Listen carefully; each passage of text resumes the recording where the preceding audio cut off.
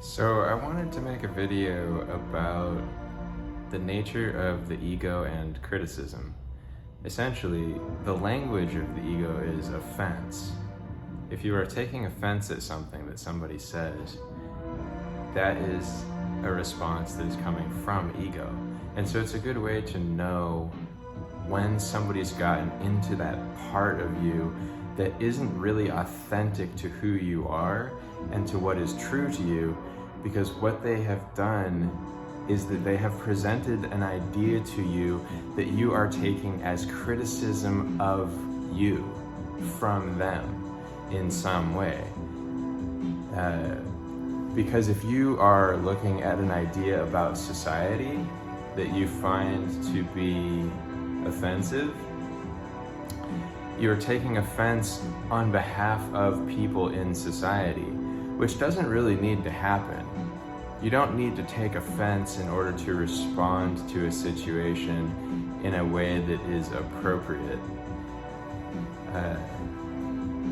And so this is something that ties into our negative emotions that we experience and express. People will often tell you to not have negative feelings, or they treat it like there's something wrong with having negative feelings. But the thing about negative feelings is that they are connected into actions, either on the part of other people or on the part of ourselves.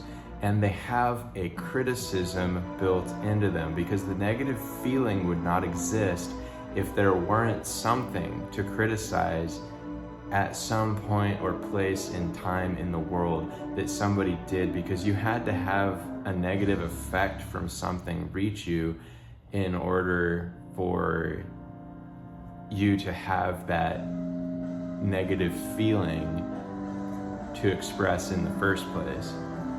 Now, you might have a negative feeling coming from the world where you go, oh, the world is unfair, like there's earthquakes and volcanoes, and there are just these circumstances, and I feel bad, I feel hopeless, that sort of thing. But negative feelings that are coming from that kind of experience, somebody might respond to it and say, hey, you have to keep going, you have to keep moving. And that's more of a survival-oriented understanding, which is like that if you see people sinking into some kind of negativity in that way, then you're like, oh, I'm gonna lose this person.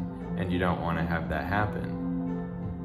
And so that's also a part of people's responses to negative feelings, is that they want people to be using tools that allow them to express themselves in a holistic and complete way in society and be self-sustaining and self-sufficient and these sorts of things. But that's more rare. Like, generally speaking, if people are responding to your negative feelings and going, I don't want you to express negative feelings, well, one thing it could be is that that you just are being critical, and there isn't necessarily a reason for it, and you haven't examined your own feelings enough to know, hey, I don't need to dump this onto other people.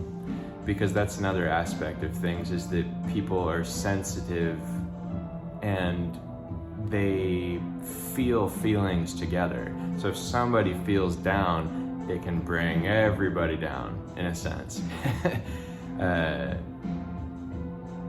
And so people will say, hey, you're being a bummer, or something like that, right?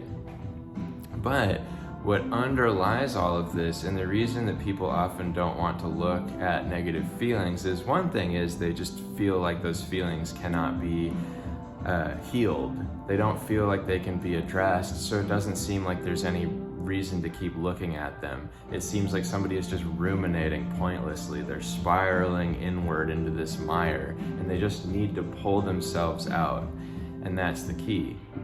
But if you're a person who does pull yourself out and you still have negative feelings about people and the world around you, and you're just looking at it and going, like, this world and the way that it is, it doesn't feel harmonious. It doesn't mesh with my energies. It doesn't jive with me, right?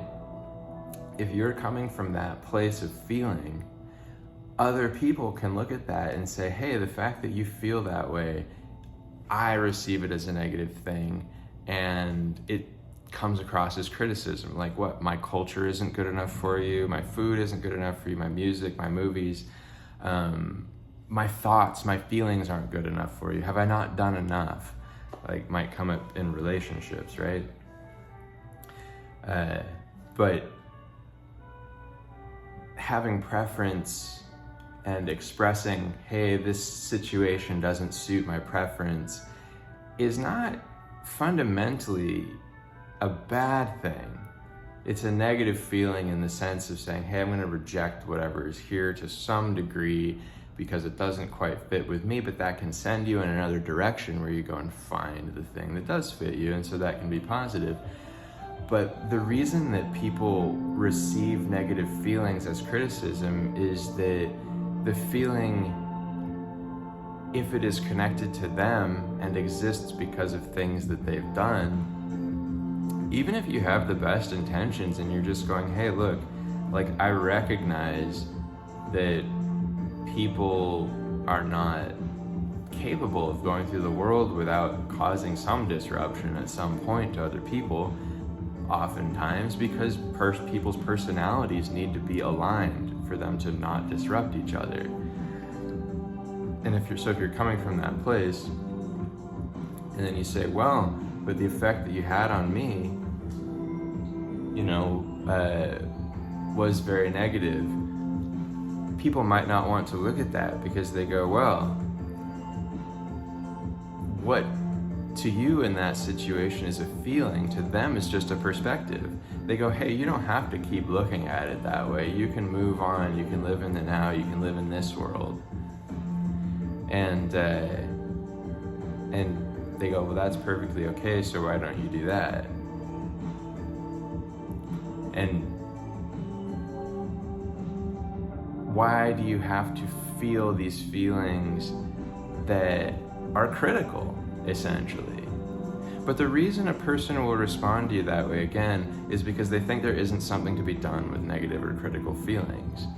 And so empathizing and understanding and listening and responding to those feelings might not be something that they feel is like meaningful or important.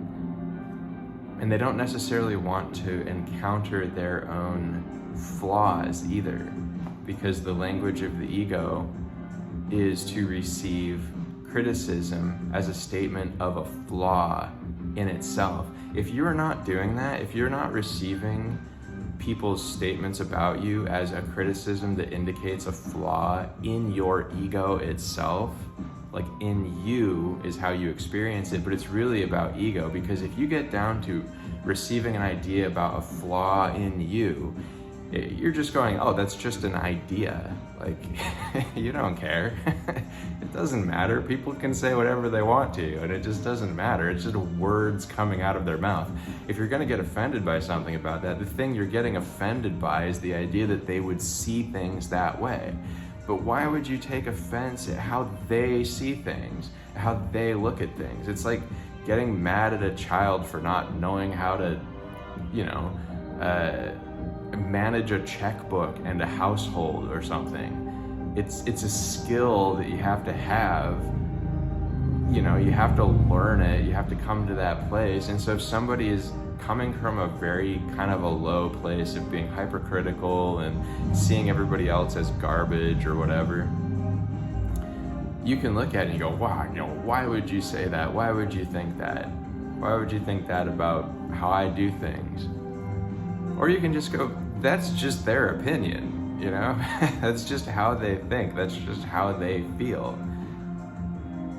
And that makes up the menagerie of the world, is everybody's independent thoughts and feelings that are unique to them, in the same way that the behaviors of a wolf are unique to a wolf and the behaviors of a bear are unique to a bear. A bear isn't better than a wolf or a sheep.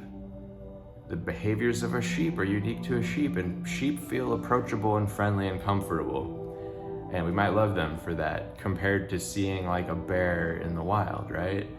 But they are all of those things just part of the diversity of the way things are. And it's like, yeah, you have to do something about the wolves. If you just have chickens wandering around in your yard, the wolves will come and kill all of them, and there won't be any more chickens in the yard, right? So you put up some fences.